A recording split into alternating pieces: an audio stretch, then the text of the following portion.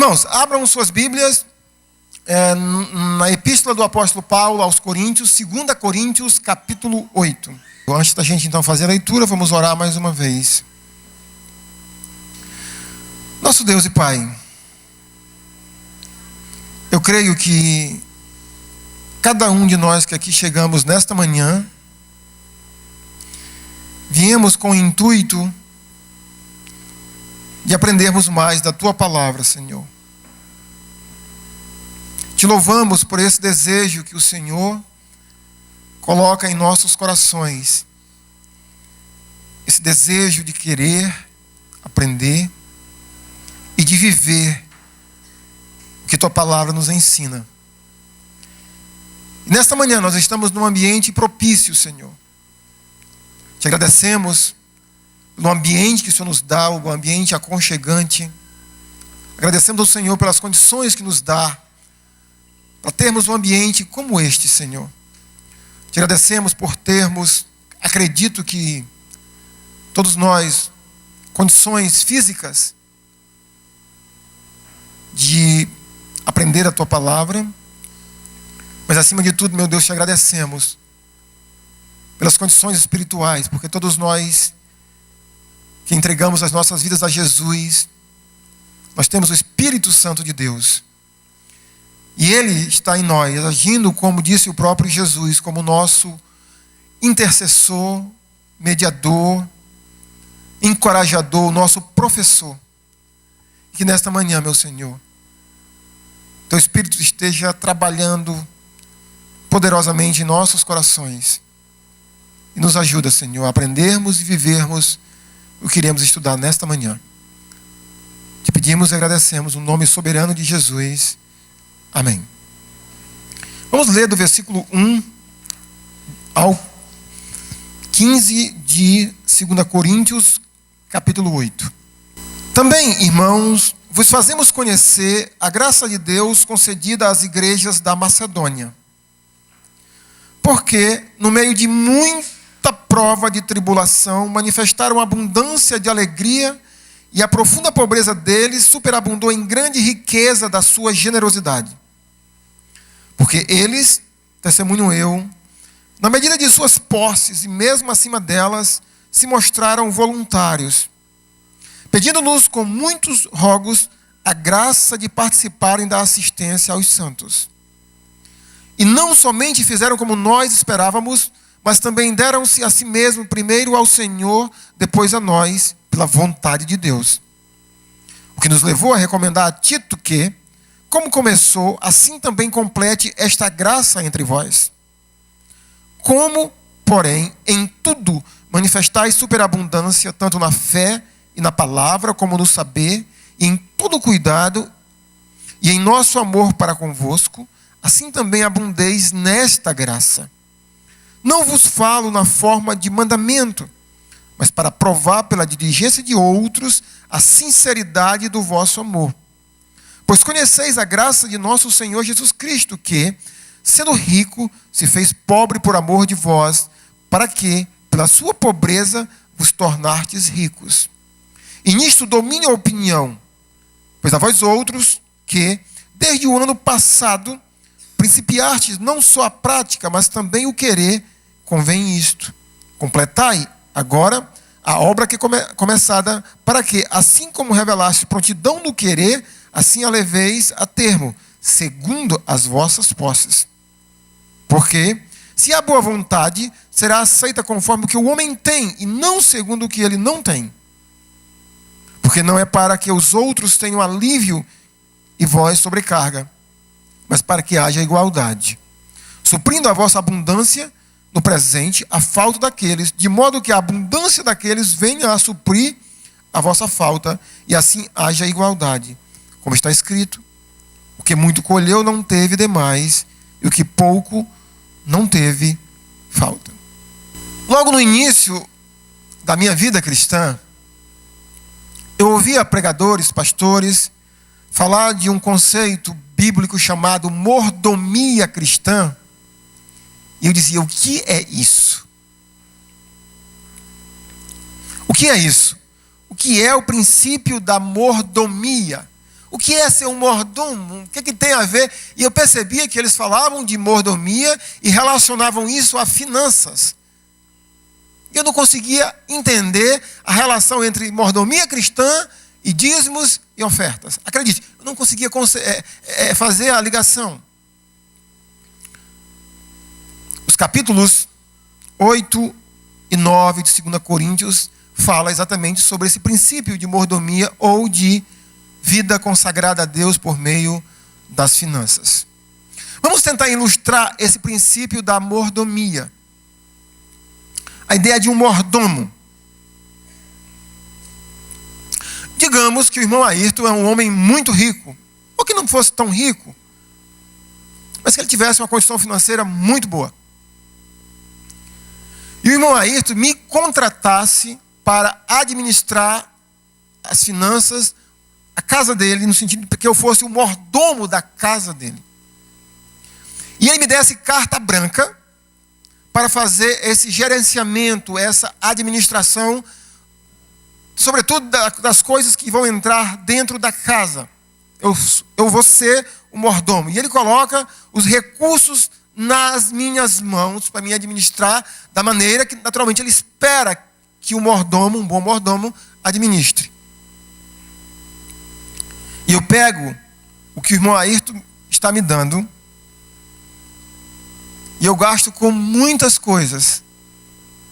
Só que nunca eu administro as finanças para que eu possa investir, comprar, fazer o que tem que ser feito dentro da casa dele. Para os filhos dele, para a esposa dele e para ele próprio, se nunca tem dinheiro para essas coisas que se relacionam à vida da família entre as quatro paredes, da alimentação, a energia elétrica. Não tem dinheiro para isso, nunca tem. Só que a quantidade de dinheiro que o irmão Ayrton me dá, se fosse bem administrado e se eu tivesse como prioridade administrar a casa dele, era suficiente. O que você faria no lugar do irmão Ayrton comigo? O que você faria? O que você faria? Me despedia? Me demitiria? Sim ou não? Eu também faria isso. E por justa causa. Por justa causa. Nessa situação que eu criei, o irmão Ayrton representa Deus. Eu represento eu e você. Porque tudo que nós temos, quem é que nos dá? Deus. O pouco ou muito que cada um de nós tem, é Deus que nos dá. Só que nós fazemos tantas coisas com aquilo que Deus nos dá, mas nunca fazemos ou quase nunca fazemos os investimentos, aplicamos dentro da casa de Deus.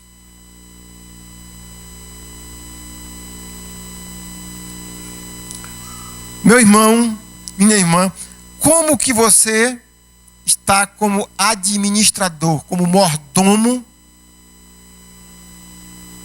daquilo que Deus tem colocado nas suas mãos? Os 2 capítulos de 2 Coríntios tratam desse assunto, oferta.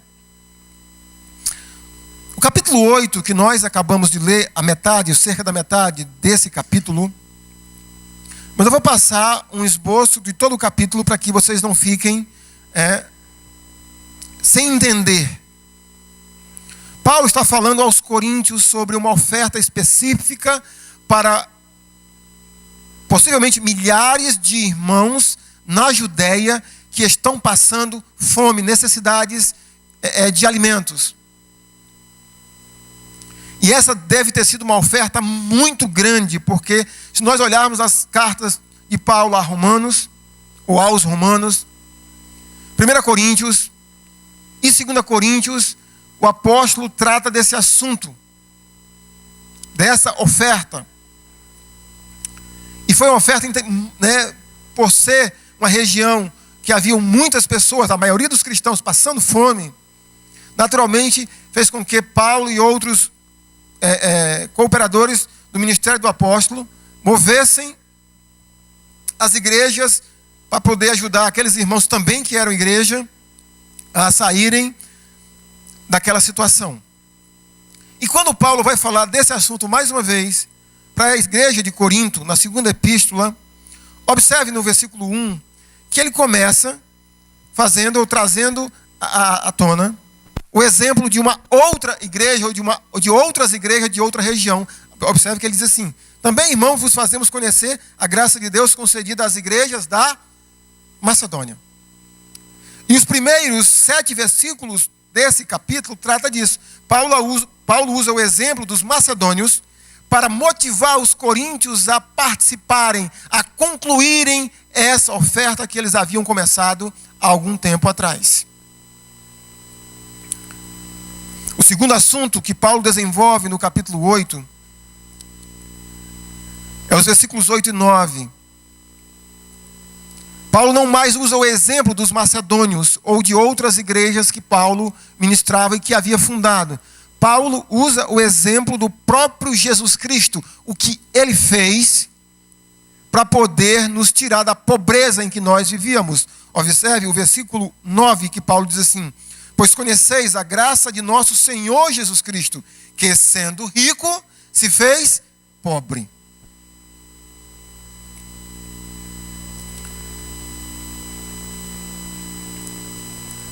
Por amor de vós, para que pela sua pobreza vos tornasseis ricos.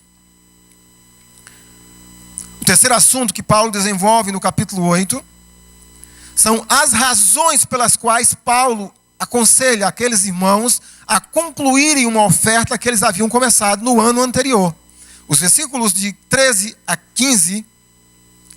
10 a 12, Paulo então dá 2 motivos pelos quais eles precisariam concluir. Observe que no versículo 10 ele diz assim: e nisto dou minha opinião, ou seja, eu dou o meu conselho a vocês. Concluam essa oferta primeiro, porque foi vocês que foram mentores, vocês propuseram essa oferta e vocês foram os primeiros a participar. Então, completem ela, concluam ela. O quarto assunto que Paulo desenvolve nesse texto que nós lemos é o propósito da oferta. Os versículos 13 a 15 nos diz que o propósito da oferta não é para que pessoas se sobrecarreguem e outros andem assobiando. O propósito da oferta é para que haja igualdade. Para que ninguém tenha de mais e nem outros tenham de menos. E Paulo usa uma passagem do Velho Testamento para corroborar com essa ideia de que haja igualdade. Quando ele diz, como está escrito, o que muito colheu não teve demais, e o que pouco não teve falta. O apóstolo Paulo está citando uma passagem de Êxodo, capítulo 16, quando foi dado o maná para a nação de Israel, para o povo de Israel que estava na peregrinação no deserto. Naturalmente, entre aqueles milhares e milhares de irmãos, haviam pessoas doentes, fracas, pessoas idosas. É natural que aqueles fracos, doentes, idosos não podiam colher o maná na mesma quantidade que as pessoas que gozavam de uma boa saúde e de um bom vigor físico. Mas lá houve o quê? Aqueles que colhiam muito, partiu com os que colhiam pouco para que houvesse igualdade. E os versículos 16 a 24, o apóstolo Paulo faz um agradecimento a Deus, por Deus ter também colocado essa mesma disposição de concluir essa oferta no coração de Tito, um cooperador de Paulo, e de mais 2 outros irmãos, que o apóstolo não cita o nome. Versículo 18 ele diz: e com ele enviamos o irmão cujo louvor no evangelho está espalhado por todas as igrejas. Versículo 22. Com eles, ou seja, com Tito e esse irmão, do versículo 18, ele diz assim: com eles enviamos nosso irmão, cujo zelo em muitas ocasiões e de muitos modos temos experimentado. Agora, porém, se mostra ainda mais zeloso pela muita confiança em vós. Então Tito, além de levar essa carta que Paulo está escrevendo, ele também vai com o objetivo, com esses outros 2 irmãos, de chegarem na cidade de Corinto, na igreja de Corinto, e concluírem essa oferta. O ponto, irmãos, aqui desse capítulo, é que, quando se trata desse assunto de consagrar finanças a Deus, de ofertas, é algo tão, não sei se a palavra séria seria a palavra mais apropriada, mas um título que nós poderíamos colocar é que aquilo que nós investimos no reino de Deus prova o quanto nós amamos o reino de Deus. No versículo 8, o apóstolo coloca essa frase, dizendo assim, a última parte do versículo 8. Eu quero que vocês concluam essa oferta, para que vocês provem a sinceridade do vosso amor. Versículo 24, mais uma vez ele diz: manifestai, pois, perante as igrejas, a prova do vosso amor.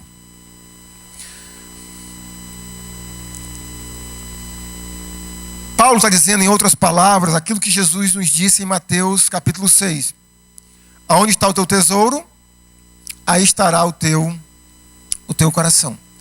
Mas aqui nesse capítulo, meus irmãos, nós temos diretrizes de como um cristão deve consagrar finanças a Deus. Nós temos aqui princípios de como nós, eu, você, podemos fazer isso. De que forma um cristão que teme a Deus, que ama a Deus, pode consagrar as suas finanças a Deus. E eu elenquei pelo menos 6 diretrizes que Paulo descreve no capítulo 8, para que a gente também possa ser um mordomo ou um bom mordomo daquilo que Deus tem colocado em nossas mãos. E a primeira diretriz, meus irmãos, nós percebemos nesse capítulo, é que é uma questão muito pessoal. Ou seja, a primeira diretriz, é preciso que você queira fazer isso. É preciso que você deseje isso. É preciso você decidir usar o que é de Deus nas coisas de Deus. Observe as frases que o apóstolo Paulo usa de irmãos que faziam isso nos versículos 2, 3 e 4. Versículo 2 ele diz: porque no meio de muita prova de tribulação manifestaram. Esses irmãos da Macedônia, eles manifestaram, eles desejaram, eles quiseram participar dessa situação. Versículo 3. Porque eles, testemunho eu, na medida de suas posses e mesmo acima delas, se mostraram.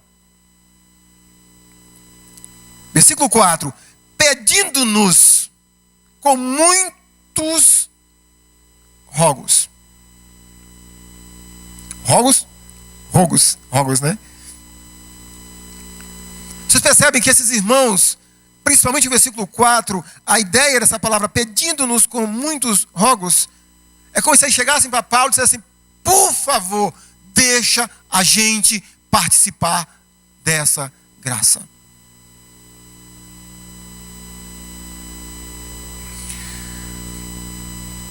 Eu assisti um filme alguns meses atrás. Não sei se o nome do filme é Até o Último Homem. Alguém já assistiu esse filme? Um rapaz extremamente franzino. Ele não era tão forte quanto eu, mas muito magro.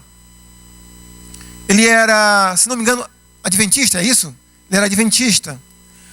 E ele queria ir para ajudar na guerra do país dele, os Estados Unidos. Só que isso. E ele não queria e disse que não ia usar arma. Não ia matar ninguém. E naturalmente, como é que você vai para a guerra se você não quer matar ninguém? Se você não quer usar uma arma? E fizeram tudo o que foi possível dentro da lei americana para aquele rapaz não ir. Mas ele insistiu com muitos rogos a graça de participar da guerra. Aqui esses irmãos, Paulo diz que eles manifestaram, se mostraram e pediram com muita insistência a graça de participarem dessa oferta. Eu estou colocando a palavra oferta, mas meus irmãos, vocês percebem que Paulo, nos versículos que nós lemos, em nenhum momento ele usa a palavra oferta. Qual é a palavra que ele usa? A graça. De participarem dessa graça. De se envolverem nesta graça. O ponto, meus irmãos, é que eu acredito que deve ser algo natural, que a palavra de Deus tem que suscitar em cada um de nós esse desejo, meus irmãos, de querer, de manifestar, de decidir, consagrar as minhas finanças a Deus. Você quer isso? Diga amém. A segunda diretriz, irmãos, nós encontramos no versículo 5. A necessidade de compreender que é necessário entregar-se em primeiro lugar a Deus. Ou seja, para consagrar finanças a Deus, meus amados irmãos, é preciso entender que, em primeiro lugar, eu tenho que me entregar para Deus no sentido não de salvação. Pastor Marcos, ele usava, nunca mais vi ele usando essa frase, que parece ser a última parte do homem a se converter, é o bolso, a carteira. E eu tenho percebido que, para a gente mexer com as pessoas, a gente tem que fazer duas coisas, para mexer, para incomodá-las. Ou mexe com os filhos dela, ou mexe no dinheiro dela. Mas olha o que o apóstolo diz no versículo 5. E não somente fizeram como nós esperávamos, mas também deram-se a si mesmos, primeiro a quem? Ao Senhor. Aqueles irmãos que Paulo estava usando como exemplo, os irmãos da Macedônia, para poderem participar dessa graça, só foi possível porque eles se entregaram, em primeiro lugar, a Deus. O que significa, irmãos, se entregar nesse sentido a Deus para poder consagrar o que é de Deus? Eu creio, irmãos, que tem duas vertentes. A primeira delas é o entendimento de que tudo que eu tenho é Deus que me dá. E olha que eu não tenho muita coisa material. Irmãos, uma coisa que eu agradeço a Deus. O meu primeiro carro eu comprei há 7 anos e meses atrás.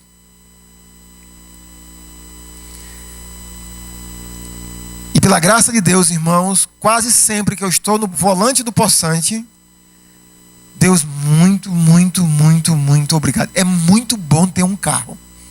É ou não é, irmãos, quem tem? É ou não é? É muito bom. Obrigado, Senhor.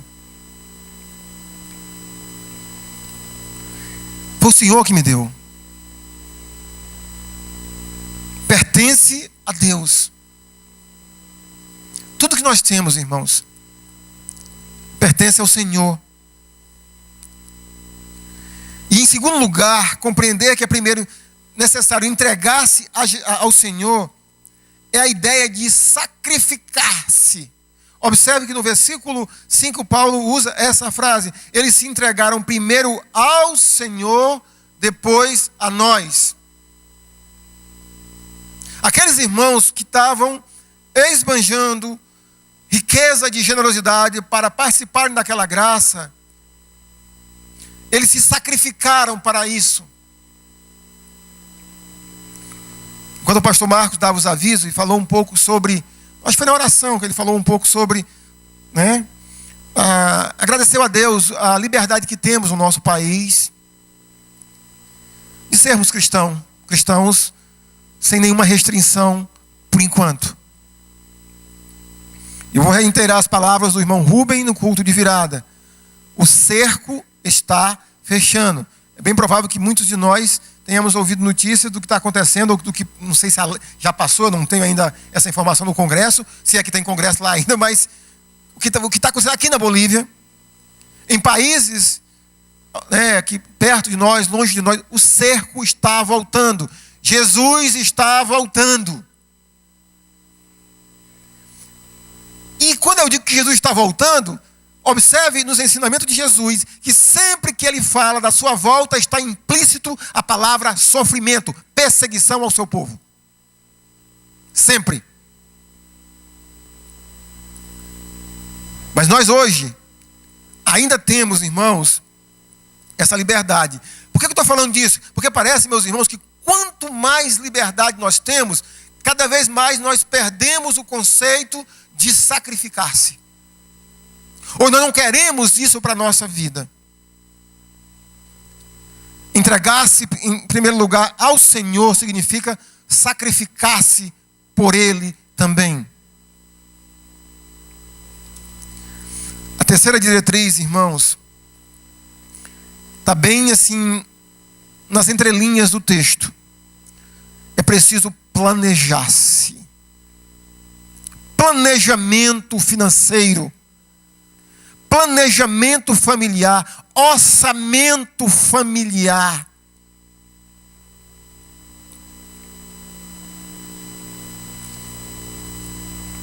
Gente, esses detalhes fazem tanta diferença que eu já vi especialistas dizendo que não é bom a gente ir no supermercado com fome.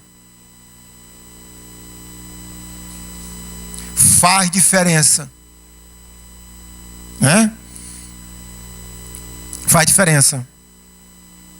Não é bom ir no supermercado com muita frequência. Ou se for, leve uma lista para trazer o que você está precisando. Por que eu estou falando de planejamento, irmãos? Primeiro lugar, porque aqui nessa oferta a gente percebe que essa igreja teve no mínimo 1 ano de planejamento para participar dela, ou para concluí-la. No versículo 10, olha o que Paulo diz: e nisto domine a opinião, pois a vós outros que desde o ano passado.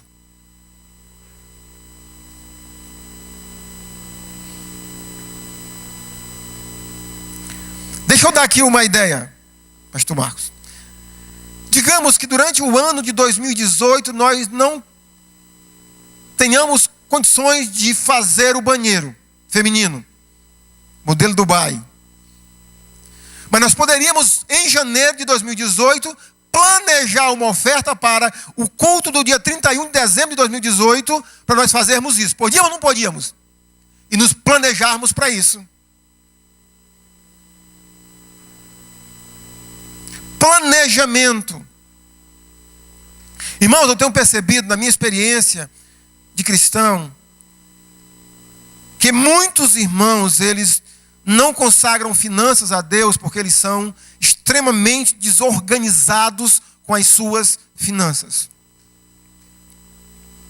Irmãos, alguns anos atrás, eu ouvi uma médica, não foi você, viu, senhor? Uma médica, irmão, se não me engano, o salário dela na época era 17 ou era 22 mil reais. Ela estava com a luz cortada.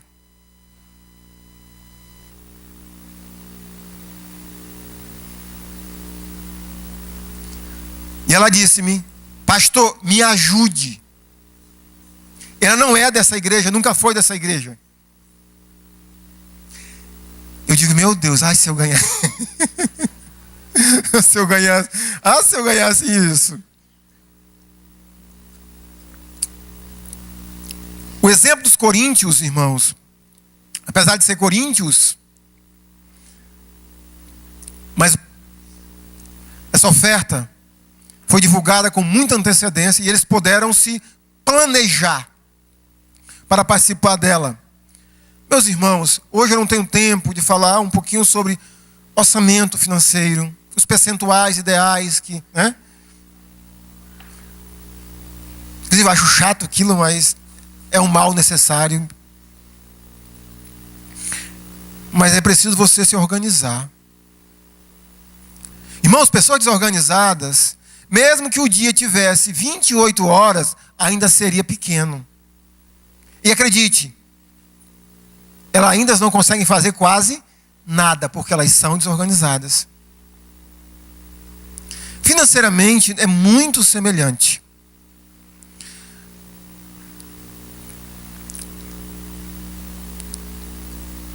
Se você é desorganizado com as suas finanças, você é um mau mordomo.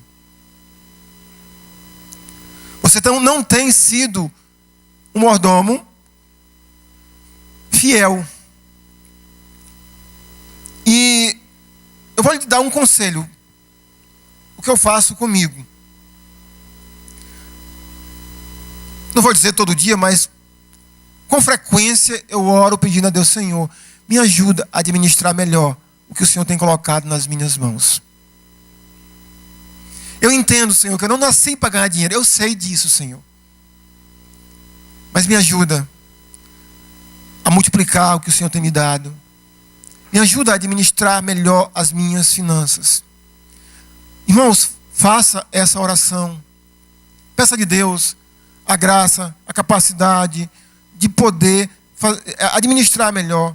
E quando se trata, irmãos, de planejamento, significa que você vai ter que, às vezes, cortar aquilo que você precisa cortar. Irmãos, não me tenham. Irmão, eu não sou uma pessoa mesquinha, segura. É o famoso mão de vaca. Eu não sou. Eu não sou.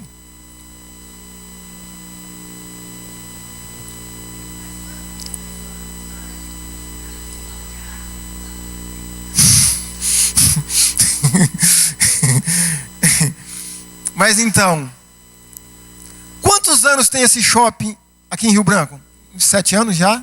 6? Sabe quantas vezes eu e a minha esposa almoçamos ou jantamos no shopping durante esses 6 anos ou 7? Chute aí. Nenhuma. E eu vou lhe dizer por quê. Para mim é uma matemática muito simples. Se é de eu pagar num prato que lá custa 50, eu pago perto da minha casa 25, 20. Eu não vou dar meu dinheiro. Assim, não vou. E acredite, como eu não sou, mas que eu não sou suvino. Eu estive conversando com alguns irmãos, eu falei assim: eu imagino que eu posso morrer pobre, não com fome. Eu gosto de comer bem. É muito bom, irmãs. Muito bom. Aquele bodozinho cheiroso, né, irmã? Mas então, às vezes, irmãos, a gente pode cortar gasto. E talvez tem pessoas que gastam demais com coisas tão supérfluas e não administram o que é de Deus para financiar na casa dele. Uma vez, conversando com uma das minhas irmãs que mora fora, ela e o marido dela devem ganhar no mínimo o triplo que eu ganho. No mínimo. E ela disse assim: mano, como tu faz com o teu dinheiro para tu poder ter as coisas que tu tem? Eu falei: mano, uma das coisas é administrar. Administrar da melhor maneira possível. A outra coisa, eu passei 2 semanas com ela, quando eu fui em tratamento para Goiânia. Na primeira semana eu chamei ela e ele, falei: senta aqui. Vocês me fizeram uma pergunta? Fizemos. Para de comer fora. Almoço, café, janta, fora. Tu tem noção quanto tu gasta por mês só nisso? Você tem noção? Para de comer fora. Então, planejamento significa, irmãos, que você vai dizer: bem, isso aqui eu não posso mais fazer. Isso aqui eu não posso mais fazer. Isso aqui eu não posso mais fazer. você vai ver que o problema do nosso país economicamente, um deles é a falta de planejamento. Às vezes na sua vida, na minha vida, precisa de um pouco mais de planejamento financeiro. A quarta diretriz, que consagrar finanças é uma manifestação da graça de Deus agindo nas nossas vidas. Irmãos, voltem para o versículo 1. O apóstolo começa a falar do assunto dizendo assim, aqueles irmãos de Corinto, dizendo as seguintes palavras: também, irmãos, vos fazemos conhecer a graça de Deus concedida às igrejas da Macedônia. Paulo está dizendo assim, gente, o poder de Deus, a ação de Deus está agindo na vida daqueles irmãos da Macedônia. Por que Paulo diz isso, irmãos? Porque aqueles irmãos estavam consagrando finanças a Deus. Também, irmãos, nos fazemos conhecer a graça de Deus concedida às igrejas da Macedônia. Porque no meio de muita prova de tribulação, manifestaram abundância de alegria e a profunda pobreza deles superabundou em grande riqueza da sua generosidade. Irmãos, o versículo 1 mostra o exemplo dos macedônios, como a graça de Deus estava agindo na vida deles.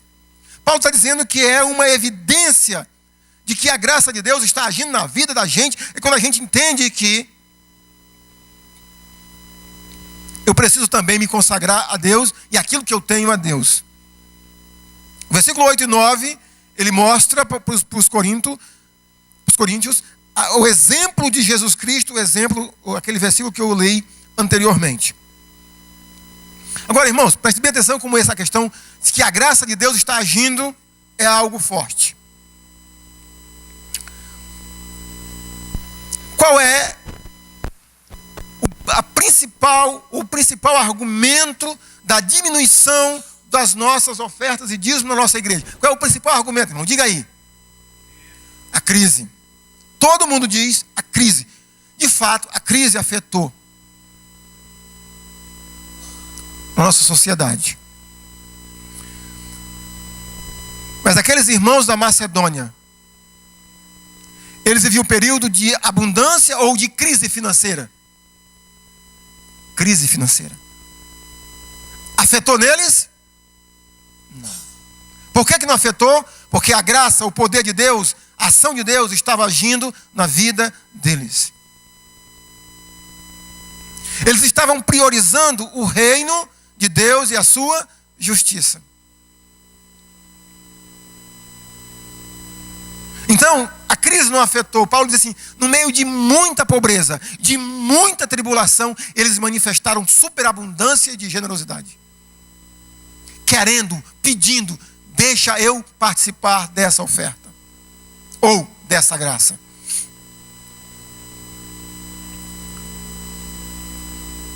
Quando eu falo sobre isso, meus irmãos,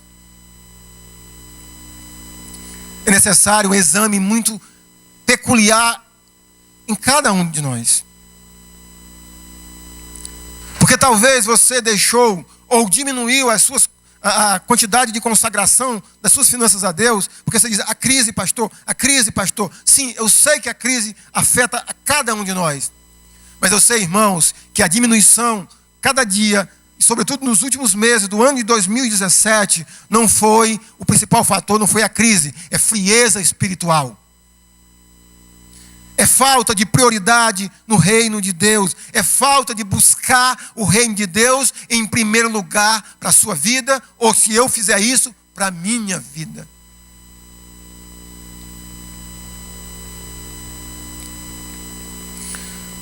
O quinto princípio, irmãos, que nos norteia a consagrar a finança, é a transparência da igreja.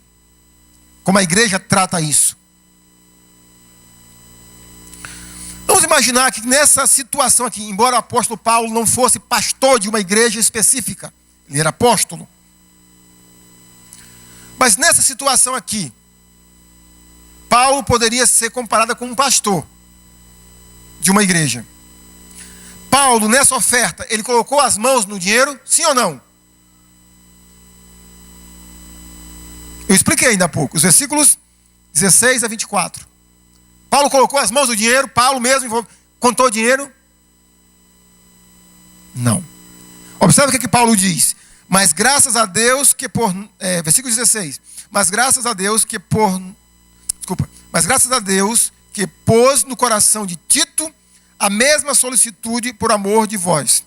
Porque atendeu ao nosso apelo e mostrando-se mais cuidadoso, partiu voluntariamente para vós outros. E com ele enviamos o irmão cujo louvor no evangelho está espalhado por todas as igrejas. E não só isto, mas foi também eleito pelas igrejas para ser o nosso companheiro no desempenho desta graça ministrada por nós, para a glória do próprio Senhor e para mostrar a nossa boa vontade. Evitando assim que alguém nos acuse em face desta generosa dádiva administrada por nós. Pois o que nos preocupa é procedermos honestamente, não só perante o Senhor, como também diante dos homens. O que Paulo está dizendo aqui? Tito se propôs aí, as igrejas elegeram 2 pessoas, o versículo 22 vai apresentar a terceira pessoa para lidarem com isso. E Paulo diz assim, para que ninguém possa me acusar de ter desviado esse dinheiro.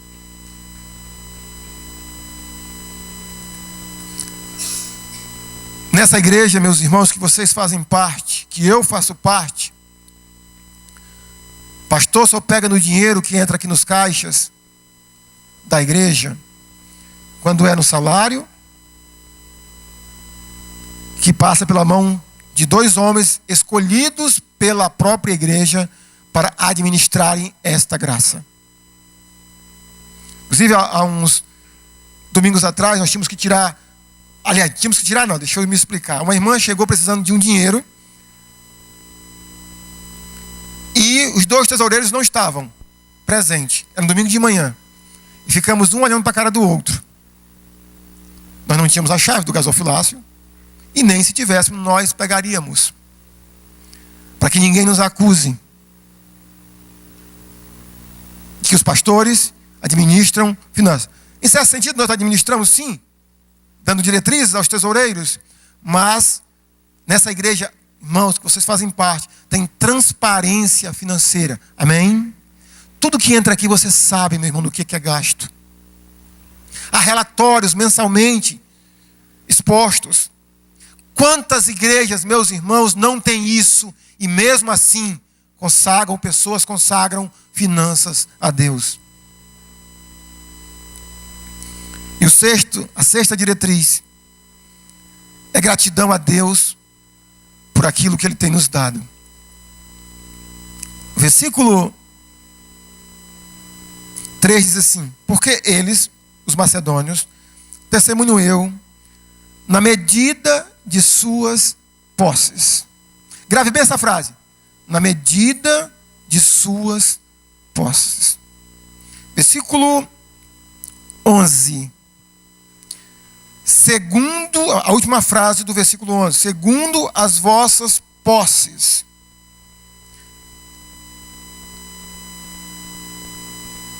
Tá, versículo 10. E nisto domine a opinião, pois a vós outros, que desde o ano passado, principiaste não só a prática, mas também o querer, convém isto. É o versículo 11 mesmo. Segundo as vossas posses. Irmão, vamos pensar o seguinte.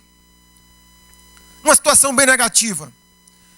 Eu tenho N anos de convertido. E eu quase nunca participo de consagração de finanças a Deus, nunca consagrei minhas finanças a Deus, eu quase nunca participo das ofertas que a igreja levanta, das necessidades da igreja. O que eu estou dizendo para Deus? Número 1, eu não tenho nada. Eu não tenho nada. O Senhor não tem me abençoado com nada.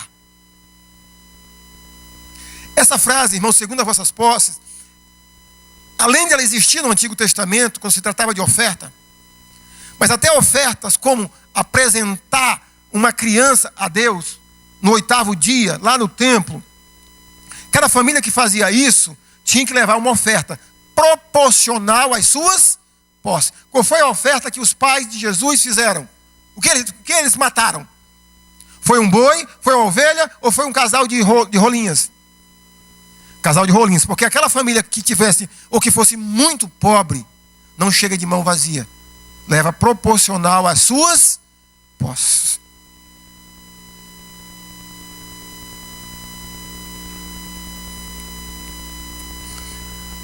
A viúva pobre, aquela viúva lá de Marcos e de Lucas, o que ela deu de oferta para o reino de Deus, aos nossos olhos, foi muito ou pouco? Pouco. Aos olhos de Deus, porque foi muito acima das suas posses. Foi muito acima.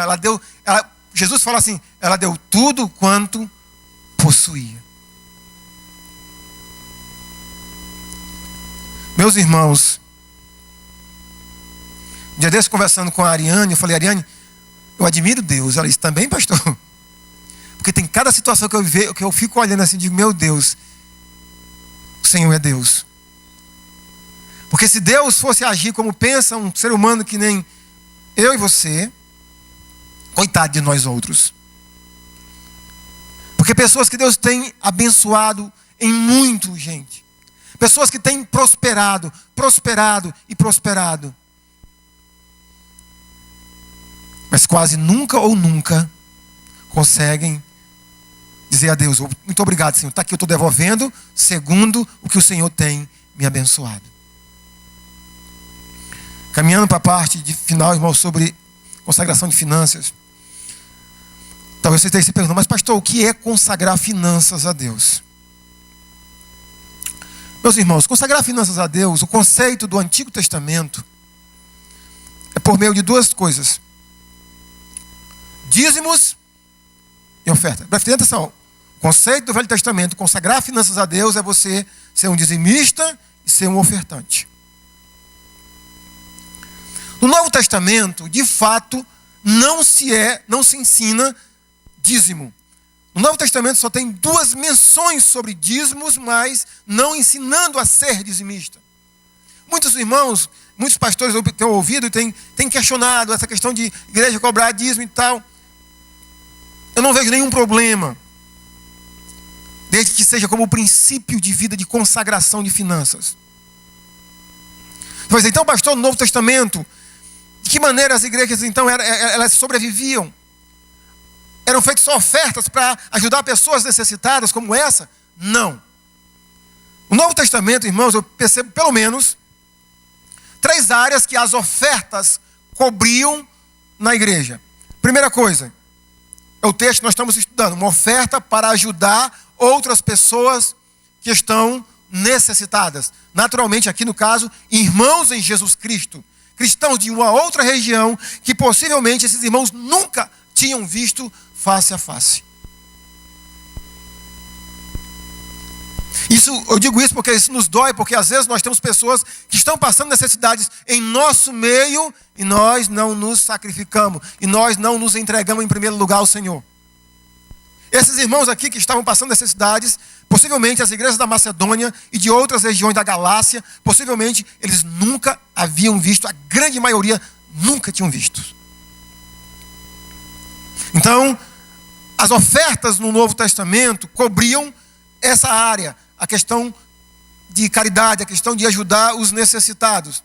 Mas também as ofertas financeiras no Novo Testamento cobria as viagens missionárias de Paulo, sua equipe e os demais apóstolos. Leia 1 Coríntios capítulo 9, leia Romanos 16, leia 1 Coríntios 16, você vai perceber Paulo dizendo que conta com a ajuda daquelas igrejas para realizar as suas viagens missionárias. Então, atenção, irmãos, as nossas ofertas, a consagração das nossas finanças também deve servir para que a igreja possa investir em obra missionária. Você diz amém para isso? E as nossas ofertas também devem suprir ou sustentar as necessidades internas da igreja. Na época de Paulo, ele diz lá em 1 Timóteo, capítulo 5, que os presbíteros que presidem bem são merecedores de dobrados honorários, principalmente aqueles que se manejam bem, que se afadigam no ensino da palavra de Deus. Então, sustentar obreiros. Agora você imagina só, na época de Paulo, tinha energia elétrica? Sim ou não? Tinha ar-condicionado? Tinha um sistema de som? Então, as ofertas, irmãos, que nós fazemos, a consagração das finanças que nós fazemos, serve para todas essas coisas que eu falei. Eu continuo sendo, irmãos, um dizimista e ofertante. Creio que seja a maneira de consagrar finanças a Deus. Eu não tenho nenhum problema se você disser, pastor, eu não sou dizimista. Porque o Novo Testamento não ensina, eu não tenho nenhum problema com isso. Desde que você seja um ofertante. E entenda, porque o grande problema que eu vejo, sobretudo da nossa região, o grande problema que eu vejo quando se trata de oferta, que a grande maioria de nós, oferta é igual a esmola.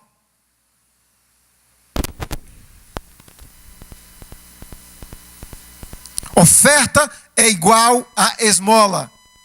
Oferta é sacrificar-se. Oferta é planejar-se. Como Davi fez quando foi para consagrar tudo aquilo que ele ganhou nas suas riquezas, da sua vida. Ele diz, está aqui, eu consagrei a Deus para a edificação da casa do Senhor. Se você entender a oferta, irmãos, como consagração de finanças, como sacrificar-se, como dar segundo aquilo que Deus tem te dado, te abençoado, não vejo nenhum problema de você dizer, não vou ser mais dizimista, eu vou ser agora um ofertante, eu vou me sacrificar. Eu me sacrifico e acredito que muitos irmãos e irmãs que são dizimistas e ofertantes se sacrificam. Portanto, irmãos, que tipo de mordomo tem sido você? Que tipo de mordomo eu tenho sido? Sendo Deus o administrador, será que Ele está feliz com as nossas administrações ou com a nossa administração? Ou Deus estaria que nem o irmão Ayrton em relação a mim? Demitiria por justa causa. No próximo domingo nós vamos falar um pouquinho sobre os resultados de se consagrar finanças a Deus.